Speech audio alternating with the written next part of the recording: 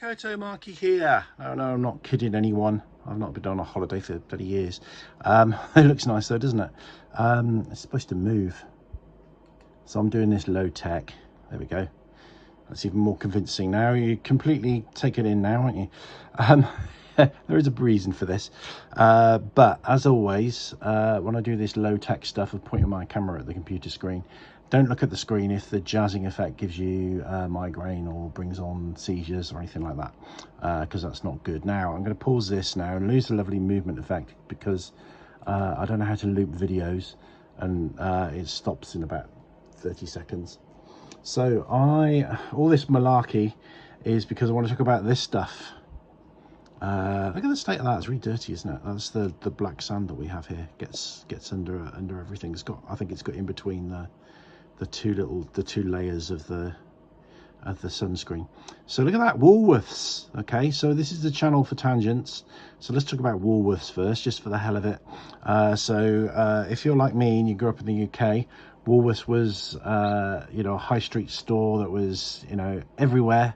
Every town had a Woolworths, and I don't know if you noticed that they always or nearly always had a pedestrian crossing right opposite them, and that it was quite deliberate. So when Woolworths, it was part of their marketing plan, when they wanted to locate a premises in a high street, they would offer to pay the council to put in a crossing, provided it was right opposite their store. So you whenever you crossed over the road, you'd be facing the doors of Woolworths, and the pick and mix that you could see inside would tempt you in, lure you in, and you'd go in and spend all your money on Woolworths. Now, some people say to me that Woolworths has a smell. Beach Loop, by the way, I'll give credit to, let's give credit to where credit's due. This background I pinched, so you can go to this channel and show it some love. Beach Loop, Joe Solo. There we go. Hello, Joe. I'm using your video. I know you'll be okay with that, because I'm going to give you some promotion, and I'm going to subscribe to you as well. How's that? Look, now if you subscribe, as I hope you subscribe to this channel, another top tip, this is a diversion, but the diversions are important. Click that little bell icon and then click all, and that way you get notifications when a new video comes out. Otherwise, if you don't click that, you won't get the notifications. So there we go. So yeah, what else about Woolworths? So Woolworths, so there was a supermarket chain here called Countdown. So when I say here, New Zealand, and I think they always were owned by Woolworths. See, look, it stopped already. Look, I've got to bring it back. Come on. So you don't get this on any other channel, this homely kind of bumbling and fumbling. You don't get that anywhere else. Let's put that on pause so it doesn't go away. So they were always owned by Woolworths, because on the receipts it used to say Woolworths. But now recently they've changed their shop front to say Woolworths, even though it's just a supermarket, which is really weird for me to see Woolworths signs up again, because they were a sign of, I'm not sure if it was the credit crunch or a kind of a previous recession, when Woolworths went, and it was, it shook the fabric of everybody, because Woolworths was, such an established thing. Although I could never really understand the point of Woolworths. They were kind of neither one thing nor the other. They tried to be everything, and I'm not sure that really worked anyway. But there we go. So yeah, that's Woolworths, or Woolies, as we used to affectionately call it. But I'm not. This isn't a video about Woolworths. This is a video about autism, really. Or it's a video about me.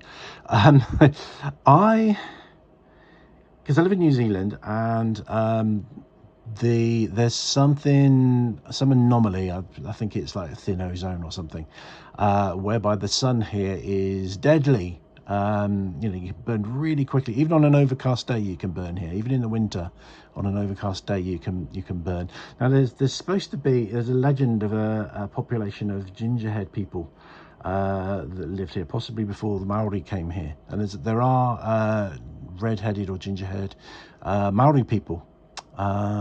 So that can't be good for them with this sun. They're going to burn like crazy.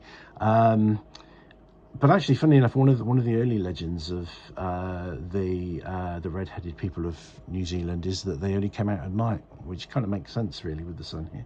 But I'm guessing it wasn't always like that here. In fact, I know it wasn't always like that here. This is you know, whether you believe in climate change or you know, and global warming and stuff or not, certainly of late this problem has arisen, and you have to be really super careful. And like, all the sun lotion here is factor 50. I've never seen anything other than factor 50, and that's factor 50 plus, it says there.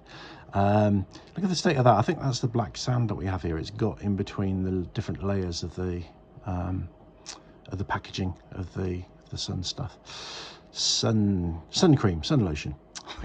So yeah, all I wanted to talk about really, this is all preamble, is obviously I'm careful. Well, it's not obvious, I guess, is it? I'm careful of the sun here, and I do apply the factor 50 when I go out into the sun.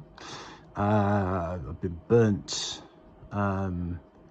properly burnt once, and I didn't like it, and that was kind of due to unfortunate circumstances really, and not taking it as seriously as I should have done. I find when I put sunscreen on, it's just a horrible feeling. Not when putting it on, but just the feeling of it on my skin afterwards and throughout the rest of the day, including and almost especially later in the day. So if I put it on in the morning and spend the day out and about, by evening my skin feels horrible. It's very difficult to describe. I just feel very dirty and horrible. Now, I don't want to put anyone off using sun cream, because I think it is essential these days, unless you stay out of the sun, which is not easy.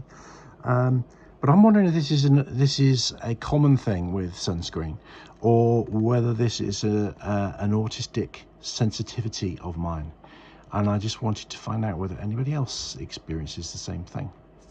Okay, so let me bring the waves back before we finish. That was it really. That's all this bollocks, just to talk about sunscreen. Well, partly it's because I want to give you something to look at, because when I'm at home, I haven't got a good background to use. Now, I was working on this, and I had a wall that had some mirrors and crap all over it, so I thought I'll get rid of those mirrors, and then I filled in the holes where the mirrors were, and then I tried to colour match to paint over the holes and where I filled them in, and then I just made a bloody awful mess of it, and now I've got this blotchy wall as a background which looks terrible. So plus I'm not easy on the eye. I've got a good voice for radio, or a good face for radio I should say, so it's better you look at something else other than my grizzled visage.